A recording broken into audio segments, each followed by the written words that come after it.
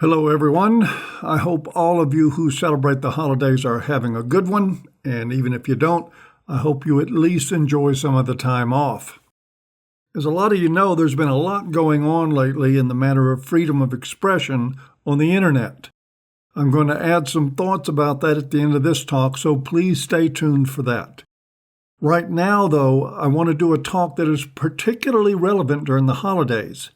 It's a subject that a lot of divorced women could learn from, if they were of a mind to learn anyway, but it's also an important topic for many divorced fathers, particularly the ones who don't see their children much or at all during the year, and especially during the holidays. The idea for this came up recently when I created a meme on my Facebook page targeting women who love to brag about how they don't need a father to raise a child. The message being, of course, that if they actually believe such nonsense that they weren't fit to be mothers. Naturally, a woman quickly chimed in to make the whole discussion about her, and she bellyached about how she was some sort of anointed saint while her ex-husband, obviously the worthless brigand that he is, never comes around to see his child. Now, I don't know about this particular woman's personal circumstances. I don't know if she selected a turd to mate with only to complain later that he was squishy and smelled bad, or perhaps if she's an obvious thought, who made her former spouse so miserable that he had understandably rather eat glass than show up at her door again. You can bet your ass, though, that it was one of the two, and it is the latter I want to talk about today. Men who disappear from the lives of their children after a divorce. I've talked to many of them over the years, and one thing has emerged from all those discussions. Their motivations and behavior are a damn sight different than what is portrayed by their ex-whatevers, and indeed by the world around them. A world that doesn't seem to understand that fathers, too, have limits. They have breaking points, and yes, that includes a threshold on what they will tolerate for the sake of being present for their children. Of course, the ex-whatevers have a vastly different opinion on that. Something along the lines of how a real man, a real father, would crawl through barbed wire and cactus just so he could beg for her to pour Clorox on the cuts, all in exchange for the opportunity to hear his kids parrot the hate for him she has instilled in them directly to his face. Now, for some reason, God only knows, there are men, selfish bastards that they are, who are unwilling to do this. So they just cough up the check every month and keep to themselves, leaving the ex-whatevers to piss and moan about how he never comes around since the divorce or breakup, how he doesn't spend time with his kids, doesn't even seem to know that they're there anymore. He just vaporized, ghosted, faded into the void.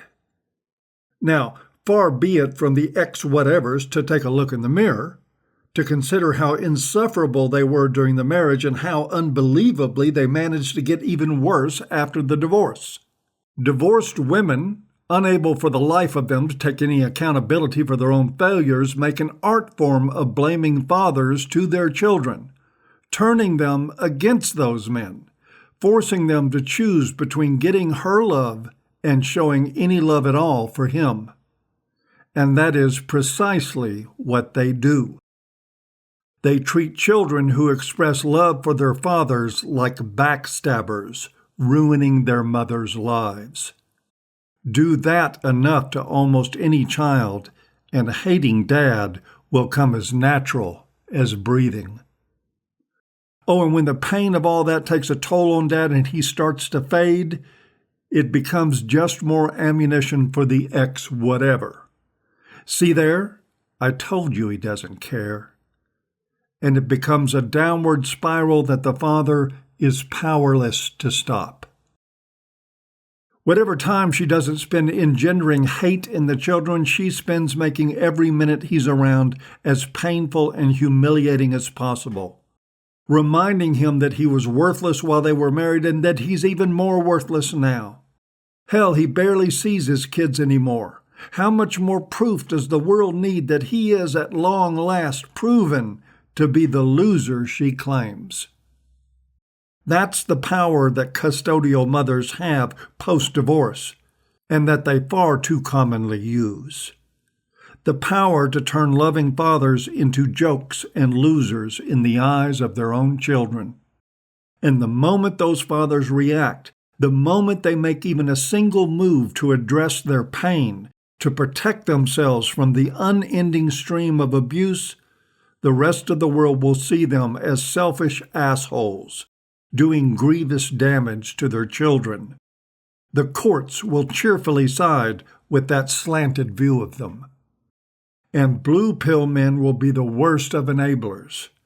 Even men in the same boat who have learned to stuff their pain and take it for the sake of appearances will often be the first to play the shame card against men who rise up and rebel against it.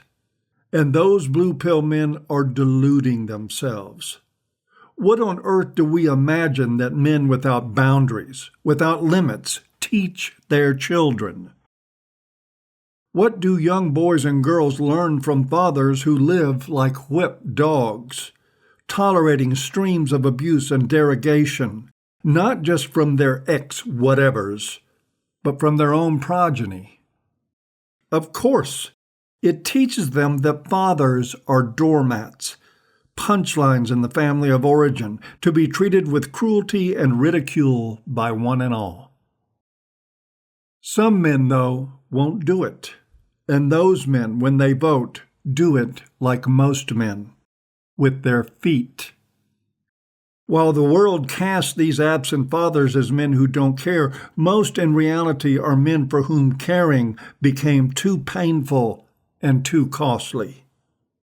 Most of them are just fed up, tired beyond measure of lifestyle abuse, tired of hurting with no end in sight because of a petty, vindictive woman masquerading as a fit mother,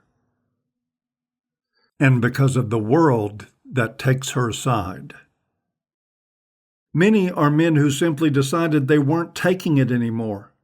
They took the road to sanity and safety because it was that or lose their minds, or worse. And now the ex-whatevers, along with the blue pill masses, are pissed because that road, that path to regained wholeness, leads directly away from the actual problem. Her. More power to them, I say, caring not in the least who it bothers. And that is it for this talk. As always, I hope you've enjoyed, even if you haven't. And here is my message for the new year with special thanks to all my supporters. In the last month, I've lost about 25% of my Patreon supporters, all of them leaving in protest of the removal of Sargon Akkad, Milo, and other similar content creators from that platform. I want to say for the record that I deeply appreciate all of you who are sticking with me until we have a solid alternative platform to go with. And I want to say also to those who departed in protest that I totally support your choice and do not blame you at all. I look forward to the time when all this is sorted out and that corporate entities quit kowtowing to social justice fascists. And in the likely event that that doesn't happen, I expect alternatives will develop and become the new standard for those of us who support free speech.